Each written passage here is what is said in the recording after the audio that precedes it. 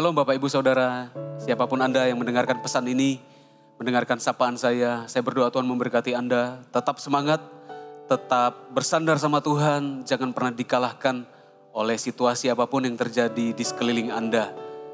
Kita memiliki anak-anak Tuhan itu punya kitab yang luar biasa, salah satu kitab yang ada di Alkitab, namanya Keluaran.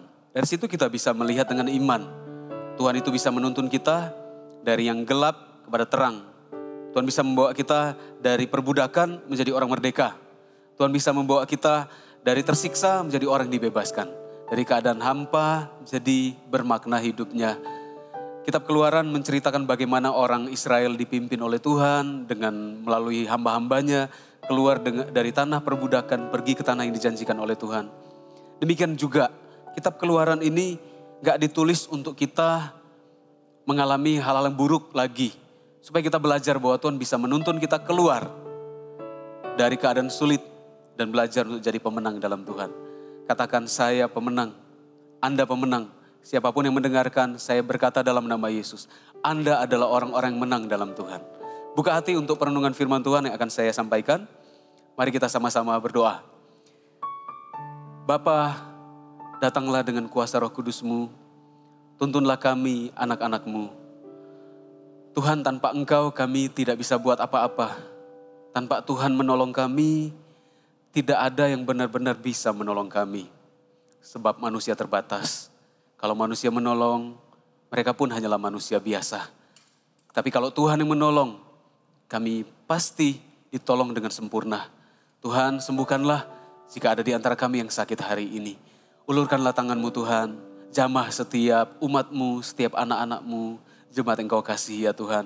Bawa hati mereka yang sedih bersuka cita kembali di dalam Tuhan. Tuhan jamah dengan kuat kuasa-Nya. Tuhan berikan semangat baru kepadamu. Karena Tuhan kita adalah Tuhan yang menuntun kita. Sehingga kita menjadi seperti Raja Wali yang naik terbang tinggi dengan kekuatan sayapnya. Kita berlari, kita tidak menjadi lesu, kita berjalan, tidak menjadi lelah. Tuhan mengurapi setiap kita. Di dalam nama Yesus, ya Bapa, sampaikanlah firman-Mu kepada kami. Firman itu menghidupkan kami. Menghidupkan hati, pikiran, menghidupkan hubungan, keluarga dan juga semua yang kami kerjakan. Yang kelihatan mati akan dihidupkan kembali oleh Tuhan. Dalam nama Yesus kami berdoa. Haleluya. Amin.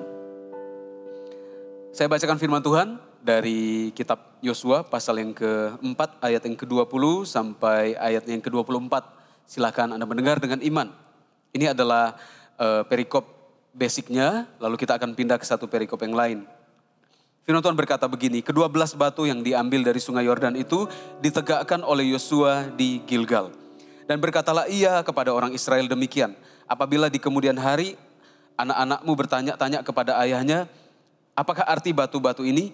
Maka haruslah kamu memberitahukan kepada anak-anakmu begini, Israel telah menyeberangi sungai Yordan ini di tanah yang kering. Sebab Tuhan Allahmu telah mengeringkan di depan kamu air sungai Yordan. Sampai kamu dapat menyeberangi seperti yang telah dilakukan Tuhan Allahmu dengan laut Teberau yang telah dikeringkannya di depan kita. Supaya kita dapat menyeberang. Supaya semua bangsa di bumi tahu bahwa kuat tangan Tuhan dan supaya mereka selalu takut kepada Tuhan Allahmu. Jadi ada sebuah cerita, sebuah kisah yang diberitahukan oleh kitab Yosua kepada kita. Kitab Yosua pasal yang awal-awal bahwa bangsa Israel dituntun Tuhan pergi dari tanah Mesir pergi ke tanah Kanaan yang berlimpah susu dan madunya. Tuhan menolong mereka dari tanah perbudakan masuk ke tempat yang penuh pembebasan, penuh dengan berkat Tuhan. Dan sebelum mereka menyeberangi sungai Yordan, Tuhan berkata nanti ini adalah pesan Tuhan kepada Yosua untuk dilakukan oleh semua orang Israel. Setelah kalian menyeberang, ambillah batu dari sungai Yordan.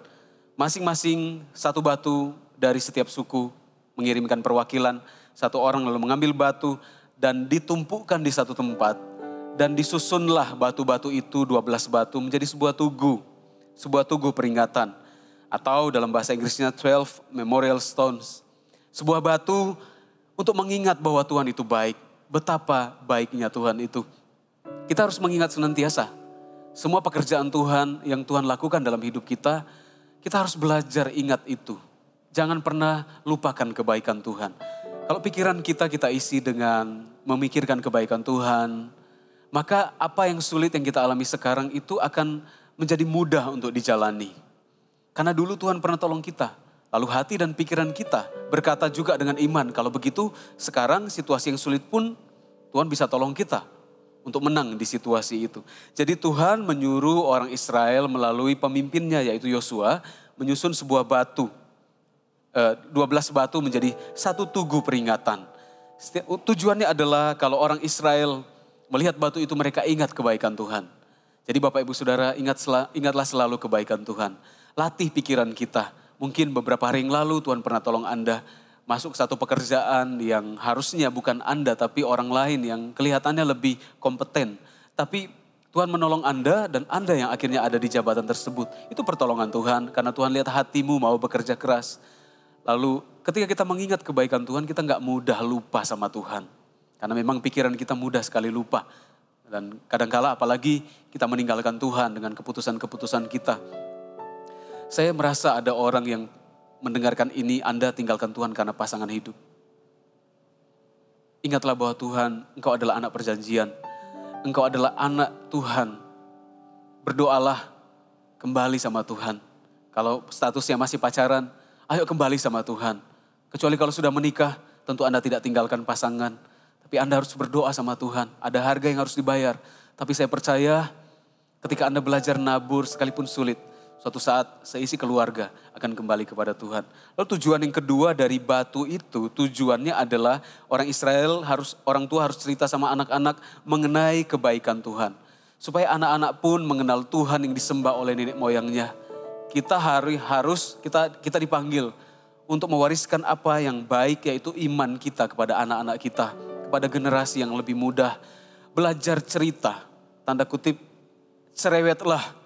Ceritakan mengenai Tuhan.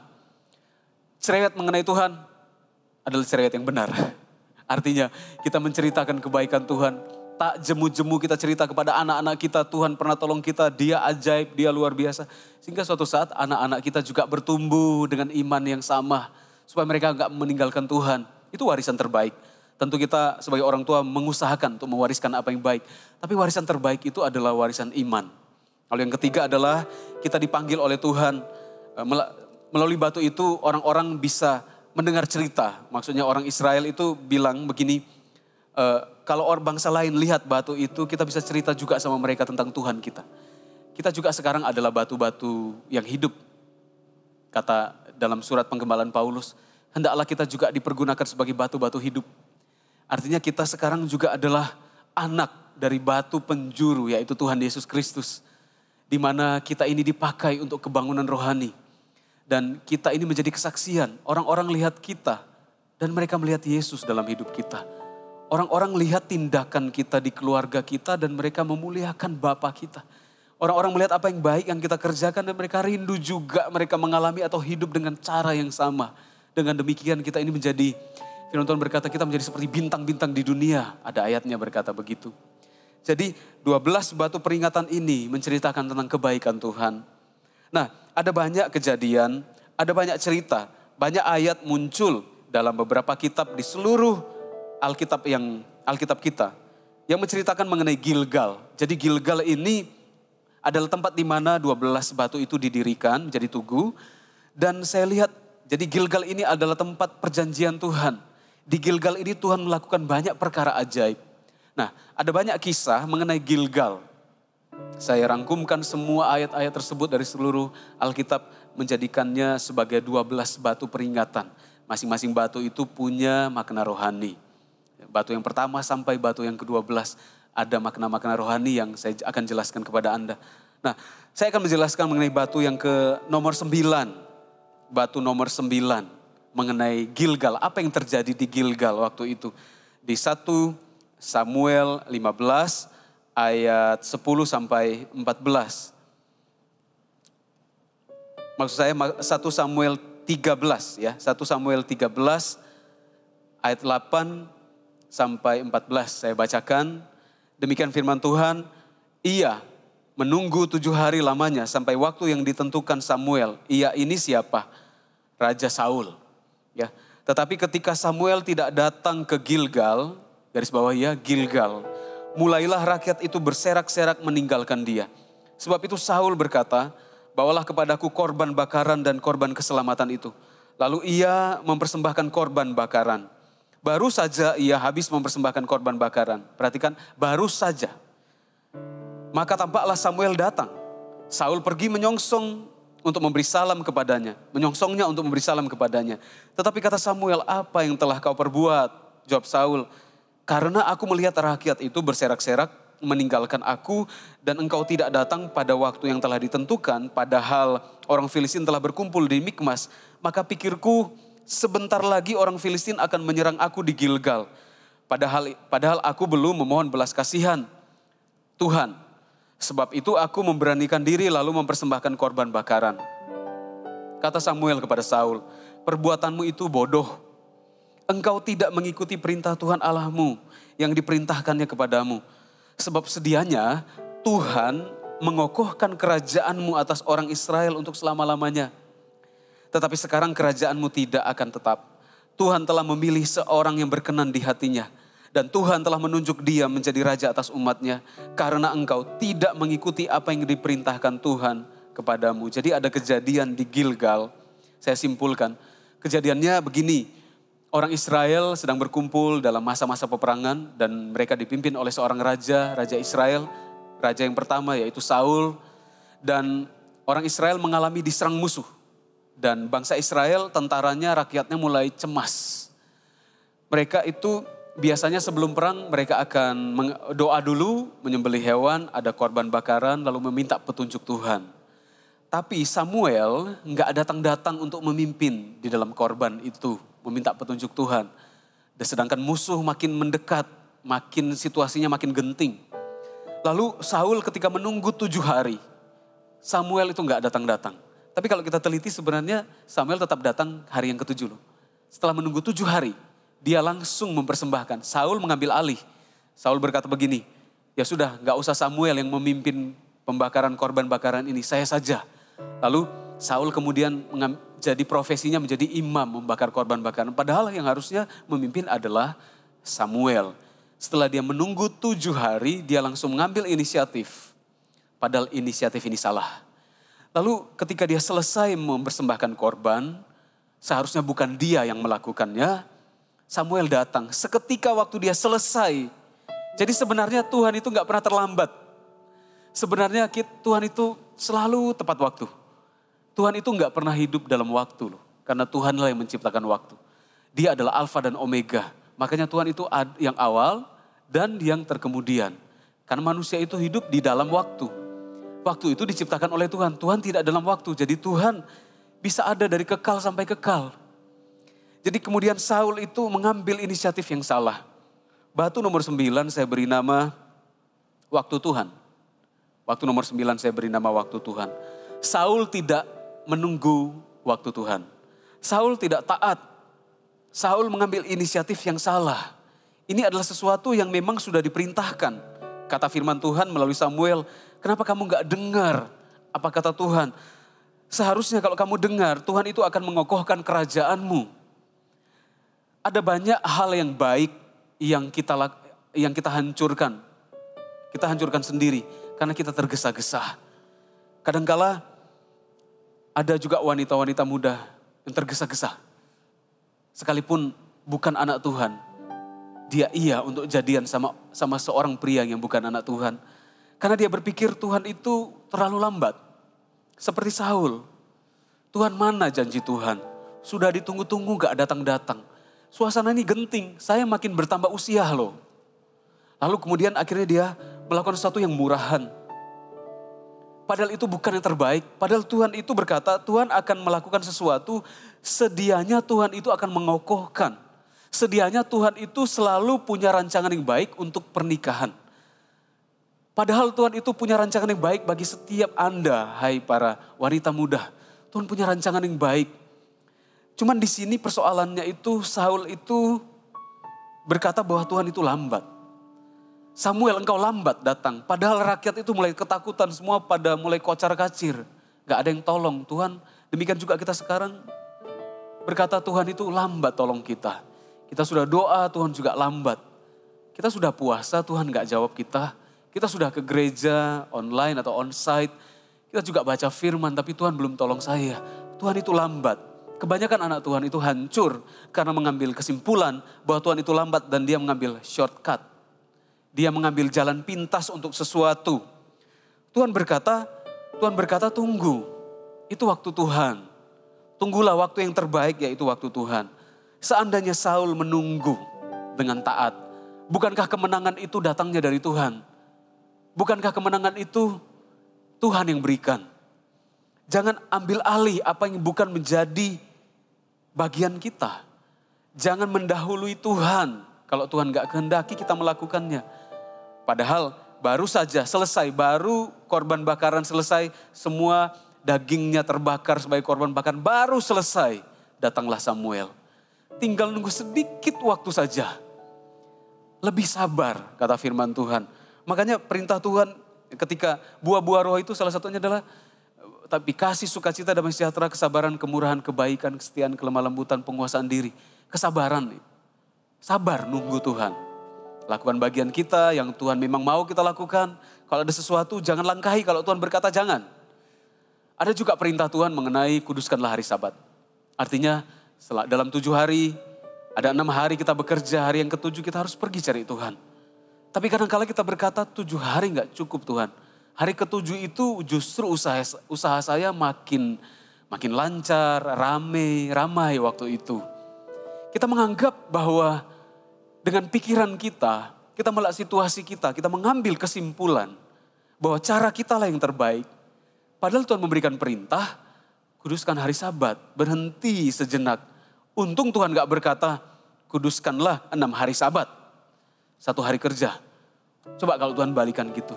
Saya percaya kalaupun Tuhan lakukan begitu, 1 hari pekerjaan kita Tuhan akan mampu dengan berkat-Nya mencukupkan kebutuhan kita dalam 6 hari.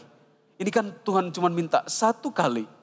Berikan waktu, mungkin Anda gak bisa ke gereja online. Berikan 2 jamnya ada di depan laptop atau tablet atau handphone atau TV, smart TV Anda. Anda beribadah sungguh-sungguh. Berikan waktumu. Jangan melangkahi apa yang Tuhan batasi kita lewati. Oh seandainya Saul ini menunggu. Tuhan berkata Tuhan akan mengokohkan kerajaannya. Karena sebuah ketidaktaatan. Karena gak mau tunggu waktu Tuhan. Ya, mari taruh dalam hati.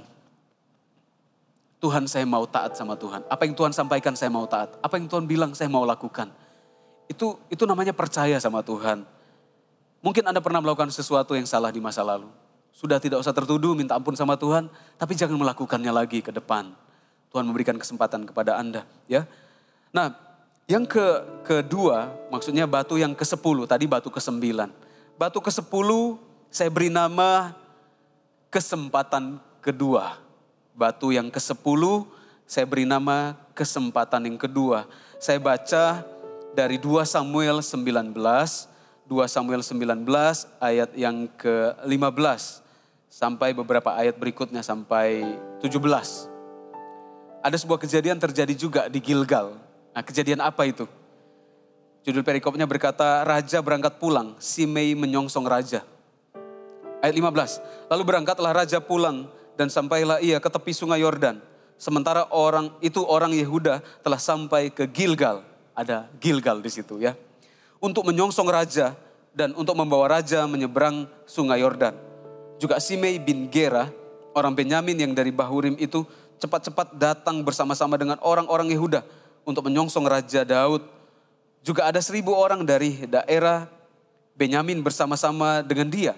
Dan Ziba hamba keluarga Saul dan ke-15 anaknya laki-laki dan ke-20 hambanya bersama-sama dengan dia datang tergesa-gesa ke sungai Yordan mendahului raja. Saya baca beberapa ayat selanjutnya. Lalu menyeberang dari tempat penyeberangan untuk menyeberangkan keluarga raja. Dan untuk melakukan apa yang dipandangnya baik. Maka Simei bin Gera sujud di depan raja ketika raja hendak menyeberang sungai Yordan. Dan berkata kepada raja, janganlah kiranya tuanku tetap memandang aku bersalah. Dan janganlah kiranya tuanku mengingat kesalahan yang dilakukan hambamu ini pada hari tuanku raja keluar dari Yerusalem. Janganlah kiranya raja memperhatikannya lagi. Sebab hambamu ini tahu bahwa hamba telah berbuat dosa. Dan lihatlah pada hari ini akulah yang pertama-tama datang dari seluruh keturunan Yusuf untuk menyongsong tuanku raja. Lalu berbicara Abisai, anak Seruya, katanya, bukankah Simei patut dihukum mati karena ia telah mengutuki orang yang diurapi Tuhan? Tapi Daud berkata, apa urusanku dengan kamu, hai anak-anak Seruya, sehingga kamu pada hari ini menjadi lawanku? Masakan pada hari ini seorang dihukum mati di Israel? Sebab bukankah aku tahu bahwa aku pada hari ini adalah raja atas Israel? Kemudian berkatalah raja kepada Simei, engkau tidak akan mati. Lalu raja bersumpah kepadanya. Jadi ceritanya Raja Daud melarikan diri oleh karena kerajaannya dikudeta sama anaknya. Waktu Raja Daud melarikan diri, ada seorang keturunan Saul yang masih cinta sama Saul. Merasa harusnya yang jadi raja selanjutnya setelah Saul adalah keturunannya Saul. Tapi kok berpindah kepada Daud. Jadi ada keturunan Saul yang ketika melihat Daud sedang dalam kemalangan, keturunan Saul ini menghina. Jadi waktu Daud sedang melarikan diri dalam perjalanannya, Simei itu berteriak menghina kepada Daud, melakukan keributan, membuat keributan, menghina-hina gitu. Berkata, rasain kamu telah mengambil kerajaan dari nenek moyang saya, Saul. Hari ini anakmu sendiri mau bunuh kamu. Rasain Tuhan telah menulahi kamu. Jadi Daud dalam keadaan tertekan, ketika dia sedang berjalan pergi, melarikan diri, mengungsi, ada orang menghina dia. Pernah nggak Anda mengalami begitu? Anda mengalami dalam keadaan tertekan, sudah tertekan, keluarga sendiri mau bunuh seperti Daud, anaknya sendiri, anak darah dagingnya sendiri mau bunuh dia. Lalu orang lain gak membantu, malah menghina. Nah itu yang terjadi di sekeliling kita juga. Hati kita lagi tertekan, ditekan sama orang lain. Lagi mengalami pekerjaan tidak berjalan seperti yang kita harapkan, orang lain malah menghina. Itu yang Daud alami. Kemudian dikatakan di tempat itu, dengan pertolongan Tuhan, akhirnya anaknya Raja Daud ini, Absalom itu mati dalam peperangan. Karena memang Tuhan menghukum dia. Karena raja yang diurapi Tuhan adalah Raja Daud. Tuhan tidak menghendaki kudeta itu. Dan akhirnya sekalipun dia adalah anak Daud, tapi Absalom mati dalam peperangan. Kemudian Daud pulang kembali ke istana. Dalam perjalanan kembali itu terjadi di Gilgal. Orang-orang berkumpul untuk menyongsong raja kembali. Termasuk yang menyongsong adalah Simei yang tadinya menghina-hina Daud. Lalu gak terima nih pasukannya Daud berkata, Raja, bukankah dia tadi waktu lalu hina-hina raja? Harusnya dia dibunuh saja. Jangan beri kesempatan kepada dia. Waktu raja lagi dalam kesulitan, dia yang hina raja. Harusnya dia kita bunuh saja dengan pedang sekali tebas mati. Karena yang berkata itu panglima. Tapi Daud berkata begini, hari ini tidak ada yang mati. Aku adalah raja. Maksudnya aku yang memberikan keputusan. Hari ini tidak ada yang mati. Di sini saya belajar mengenai bagaimana memberikan kesempatan. Kesempatan yang kedua. Tuhan juga memberikan kesempatan yang kedua kepada kita. Ada suami-suami yang diberikan kesempatan kembali oleh Tuhan. Dibawa Tuhan kembali kepada istrinya yang sah. Dibawa Tuhan kembali kepada pasangannya. Mungkin Anda meninggalkan keluarga, meninggalkan istri, meninggalkan anak-anak. Anda tidak punya tujuan hidup. Hari ini Tuhan berikan kesempatan. Ayo ubah, terima kesempatan kedua ini. Sebelum Anda akhiri peperangan Anda. Mungkin Anda hari ini sudah berumur. Lama Anda meninggalkan keluarga Anda. Ini bukan soal Anda, bukan soal apa-apa. Ini soal Anda membangun sesuatu sebelum Anda dipanggil Tuhan. Kita semua tentu akan dipanggil Tuhan, menua dan dipanggil Tuhan. Sebelum kita dipanggil Tuhan, kita akan wariskan sesuatu, pemulihan. Beberapa orang gak pingin kembali kepada keluarganya karena merasa gak punya apa-apa. Ingat Anda punya diri Anda. Anda datang kepada keluarga, mungkin anak-anak gak marah kepada Anda. Anak-anak menunjukkan kekecewaan karena ada banyak tahun, puluhan tahun mungkin Anda meninggalkan. Bagi Anda, bapak-bapak, saya merasa Tuhan dorong hati saya untuk beritahu kepada Anda. Kembali, Anda punya diri Anda. Tapi Anda gak punya harta, Anda berkata saya gak punya sesuatu untuk dibawa kembali, saya malu. Ketika Anda kembali, seperti anak yang hilang, kembali dengan apa adanya. Anda bukan Anda bawa harta. Anda bawa harta yang lebih berharga, yaitu pemulihan. Ketika nanti dipulihkan, Tuhan akan berkati keturunanmu. Karena engkau meluruskan sesuatu bagi keluargamu. Di akhir-akhir hidup kita, mungkin Anda sudah tua, di akhir hidup Anda, lakukan sebuah tindakan yang akan mengubah hidup keluargamu. Kembali kepada keluarga Anda. Tuhan itu memberi kesempatan kedua. Saya teringat dengan peristiwa Simpson ketika dia dicungkil matanya, cukur rambutnya, dia ditangkap, dibawa ke tanah Filistin. Dan kata firman Tuhan, dalam keadaan buta dia dibelenggu untuk melawak di depan orang Filistin. Rambutnya mulai tumbuh dan dia berkata, Tuhan, untuk terakhir kali dalam hidup saya, biarkan saya lakukan satu kebenaran ini ya Tuhan. Dan dia merobohkan 2 tembok yang menopang bangunan besar itu. Dan runtuhlah bangunan itu karena kekuatan yang dari Tuhan mengurapi masuk ke dalam dirinya Simson. Lalu terjadi kematian massal pada waktu itu, termasuk Simson yang meninggal. Dikata firman Tuhan, yang meninggal pada waktu itu lebih banyak daripada yang dibunuh oleh Simson sebelum semasa hidupnya. Tentu sekarang saya tidak berbicara dalam konteks membunuh orang lain, balas dendam, bukan. Tapi ini kejadian di masa lampau. Hari ini, di masa-masa akhir hidup kita bisa minta sama Tuhan, berikan aku sisa-sisa kekuatan ya Tuhan. Untuk melakukan sebuah perkara Tuhan. Sebuah tindakan yang akan meluruskan keluargaku. Tuhan memberi kesempatan kedua. Hai bapak-bapak kembali. Mungkin engkau seorang istri yang meninggalkan keluargamu. Mungkin meninggalkan suami yang memang perilakunya enggak baik, kasar. Tindakannya juga enggak menjadi berkat. Anda meninggalkan, Anda mengalami sesuatu yang parah. Anda doakan, minta tuntunan, cerita sama orang tua atau cerita sama saudara. Didoakan, ketemu hamba Tuhan, kembali kepada suamimu. Kembali kepada anak-anakmu. Ubah situasi keretakan itu dibuat Tuhan kembali. Satu tindakan yang akan mengubah. Satu tindakan yang akan memutuskan sebuah kutuk. Rantai kutuk itu diputuskan, enggak kita bawa ke anak-anak kita. Tuhan itu, di Gilgal itu, Daud dijemput kembali. Dan Daud memberi kesempatan kembali kepada orang yang memusuhi dia di masa lalu. Tuhan adalah Bapa yang memberikan kesempatan. Ada sebuah panggilan kepadamu hari ini untuk memberikan kesempatan. Mungkin juga ada seorang ayah, seorang papa sudah kembali kepada keluarganya. Anak-anak masih marah, masih ingat. Karena memang apa yang dilakukan orang tuanya sangat jahat, papanya, apa yang dilakukan papanya sangat jahat. Saya beritahu kepada anak-anak, berikan kesempatan kepada orang tuamu. Sampai kapan? Marah terus kepada orang tua yang sudah kembali. Sampai kapan masih dendam? Bukankah dulu Tuhan juga memberi kesempatan kepada kita? Doa Bapa kami kan berkata, ampunilah kami ya Tuhan. Kami mengampuni seperti Engkau telah mengampuni kami juga. Kita hari ini memberi karena Tuhan lebih dulu memberi kepada kita. Kata firman Tuhan, Tuhan lebih dulu yang mencari kita. Sebelum kita cari dia, sebenarnya Tuhan lebih dulu mencari kita.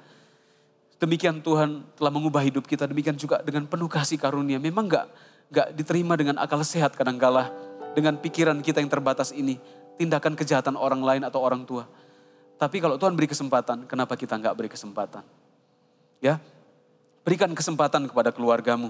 Berikan kesempatan kepada orang-orang yang bersalah kepadamu. Buka hati ya sama Tuhan. Saya bacakan satu ayat. Ayub 23 ayat 10. Karena ia tahu jalan hidupmu, seandainya ia menguji aku, jalan hidupku, seandainya ia menguji aku akan timbul seperti emas. Biar kita ini diproses sedemikian rupa oleh Tuhan untuk menjadi semakin serupa dengan Kristus. Semakin serupa dengan Tuhan. Biarkan semua proses yang terjadi, itu membuat kita makin cinta Tuhan. Makin indah waktu kita memaafkan, waktu kita memberikan kesempatan kepada orang lain, Tuhan menolong kita. Kita tahu bahwa kita memberi kesempatan kepada Tuhan untuk bekerja dalam hidup kita. Saat Tuhan sudah bekerja dengan seturut waktunya Tuhan, selanjutnya kita juga memberi kesempatan kepada orang lain. Kesempatan dari Tuhan itu indah dan kita pergunakan itu juga untuk memberi kesempatan kepada orang lain. Maleakhi 3 ayat 3 berkata, ia akan duduk seperti orang yang memurnikan dan mentahirkan perak. Dan ia mentahirkan orang Lewi, menyucikan mereka seperti emas dan seperti perak. Supaya mereka menjadi orang-orang yang mempersembahkan korban yang benar kepada Tuhan. Maka persembahan Yehuda dan Yerusalem akan menyenangkan hati Tuhan. Seperti pada hari-hari dahulu kala dan seperti tahun-tahun yang sudah-sudah. Jadi Tuhan itu akan duduk seperti seorang yang memurnikan, mentahirkan perak. Kita juga dipakai oleh Tuhan untuk memurnikan orang lain. Tapi kita gak menghakimi orang lain. Berikan kesempatan. Saya juga berbicara kepada Anda yang bukan beri kesempatan ke orang lain. Kadangkala Anda gak memberi kesempatan kepada diri Anda sendiri untuk bangkit. Anda terlalu menyiksa diri Anda. Anda terlalu menghakimi diri Anda. Karena ada banyak kesalahan yang Anda lakukan. Anda merasa Anda nggak layak lagi untuk mencoba sesuatu. Lalu Anda tinggal di rumah, Anda nggak melakukan sesuatu yang baik. Anda terus menghakimi, terus menuduh, pikiran hatimu engkau bombardir terus. Ada tuduhan. Ingat bahwa iblis disebut sebagai pendakwah. Tahukah Anda? Ketika Anda menuduh diri Anda sendiri, Anda menjadi serupa dengan bapa pembohong itu. Namanya pendakwah. Memang kita berdosa, tapi kita harus kembali kepada Tuhan. Menyesali itu enggak sekedar menyesal. Setelah menyesal, melangkahlah kembali seperti anak yang hilang. Ketika dia menyesali semua dosanya. Dia menyesal dia meninggalkan ayahnya, dia menyesal meninggalkan saudaranya. Dia menyesal menghabiskan semua harta. Lalu dia kembali, dia berkata, aku akan kembali ke rumah Bapa. Sekalipun nanti saya enggak jadi anak, enggak apa-apa. Saya jadi pembantu saja di rumah Papa saya. Tapi dia bangkit berdiri, dia berjalan. Sekalipun bau, sekalipun mungkin dalam perjalanan jauh letih. Dia mungkin bisa berubah pikiran di jalan. Tapi kata firman Tuhan dia kembali. Masih jauh ayahnya telah melihat dia. Ayahnya berlari, ayahnya memeluk dia sekalipun bau, sekalipun kotor. Hari ini Yesus juga bisa memelukmu. Jangan berhenti beri kesempatan kepada dirimu. Tuhan saja mau beri kesempatan bagi yang bertobat.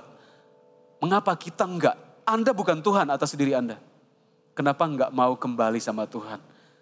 Saya berbicara begini karena banyak orang juga enggak memberi kesempatan kepada diri sendiri untuk bangkit. Beri kesempatan. Memang gelap masa lalu. Tapi sudahlah. Tuhan telah menghapus dosamu kalau engkau mengaku dosa. Dia adalah setia dan adil. Semerah apapun dosa kita, Tuhan bisa menjadikan putih seperti salju. Putih seperti bulu domba.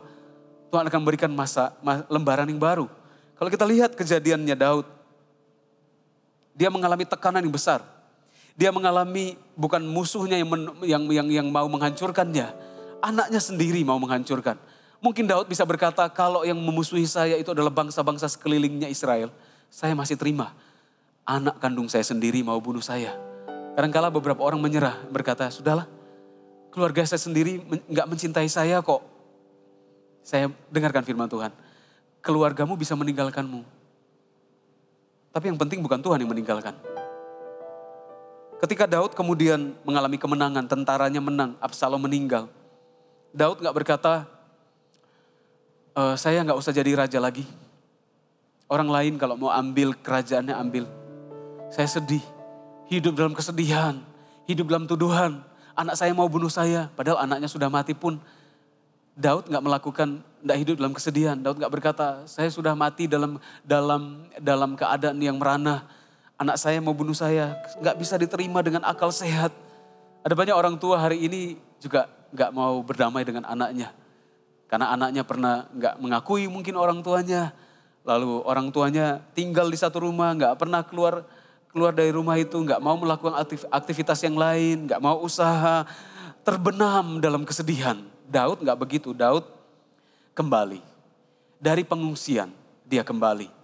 Dari keadaan yang terpuruk dia kembali ke Israel, kembali ke istananya, kembali ke tahtanya. Hari ini saya memanggil engkau dengan iman, kembali kepada tahtamu yang diberikan oleh Tuhan. Memang Tuhan saja Raja, tapi ada berkat-berkat Tuhan yang diperuntukkan bagi Anda.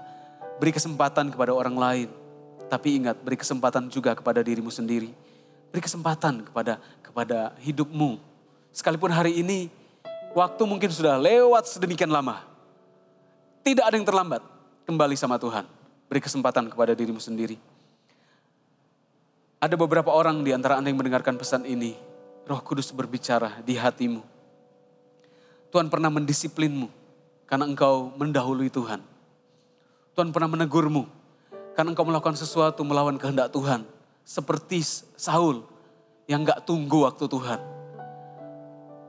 Dari keluarga Anda dalam pernikahan, mungkin sebelum Anda diberkati sebagai suami dan istri, sudah ada anak yang lahir.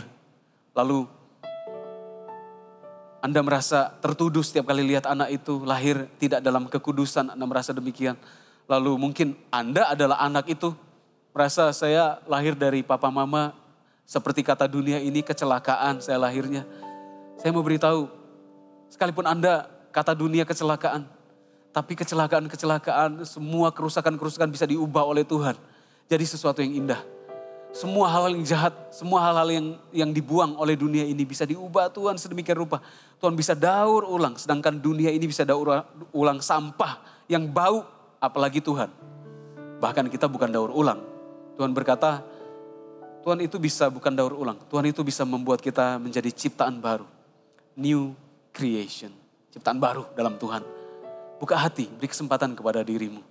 Kalau hari ini engkau pernah mendahului Tuhan, melakukan sesuatu yang salah, sudah kembali sama Tuhan. Didisiplin oleh Tuhan, serahkan hati, gak apa-apa. Kalau Bapa mendisiplin, gak mungkin Bapa membinasakan.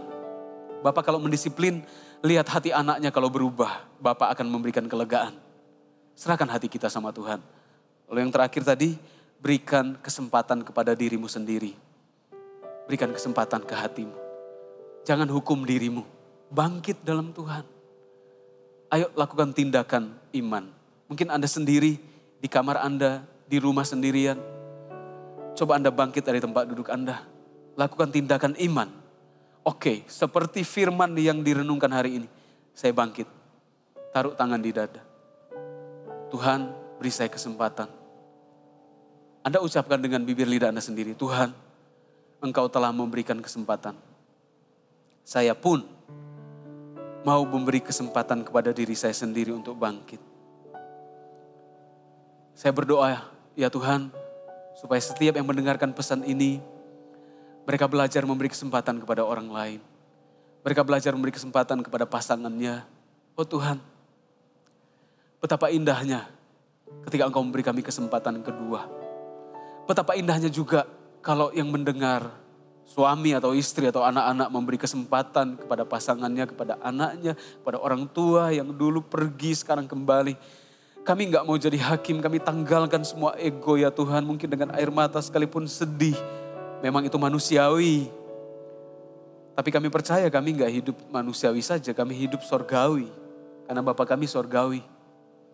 Ada pengampunan, ada kasih, ada sukacita, ada pemulihan terjadi. Mulai lepaskan pengampunan kepada orang tua.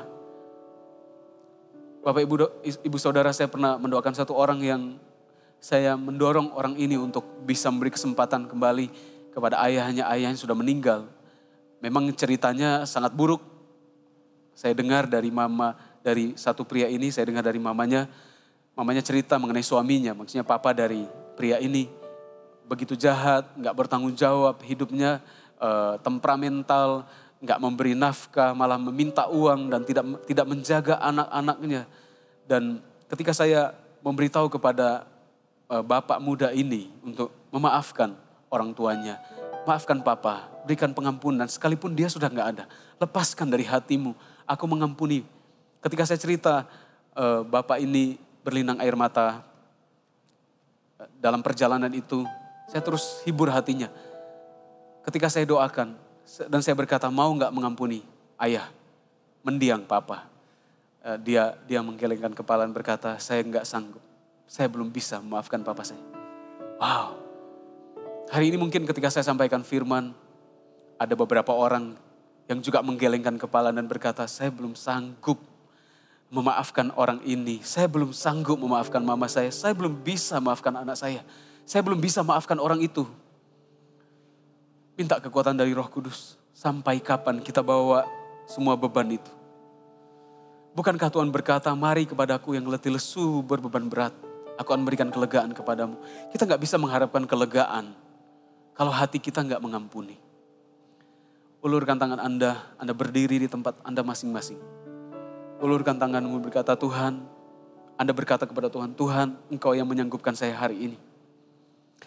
Mungkin gak ada kesempatan lain lagi. Hari ini saya berkata, saya memaafkan, saya mengampuni. Anda mungkin bisa datang sama orang tua. Kelihatan baik-baik saja hubungan Anda selama ini. Orang lain lihat baik-baik saja. Tapi sebenarnya Anda sangat benci kepada orang tua Anda. Anda gak tahu, mungkin ini kesempatan terakhir. Gandeng tangan orang tua. Datang ke kamar orang tua Anda. Atau setelah ini mungkin orang tua Anda tinggal di tempat yang lain. Telepon mereka. Atau kunjungi. Lalu Anda mulai mengampuni. Kalau orang tua Anda ada di rumah Anda sendiri, di samping Anda, pegang. Ikuti doa saya, Tuhan Yesus, saya mengampuni orang tua saya. Saya mengasihi papa saya mengasihi mama saya. Atau Anda pegang pasangan Anda, istri atau suami Anda. Istri mulai berkata, saya ampuni suami saya. Sangat berat ya Tuhan, tapi saya ampuni, saya berikan pengampunan seperti Yesus mengampuni saya. Dan juga suami mulai berkata, saya ampuni istri saya. Saya ampuni anak-anak saya. Mungkin Anda orang tua yang melepaskan pengampunan bagi anak-anak. Oh, terjadi damai sejahtera.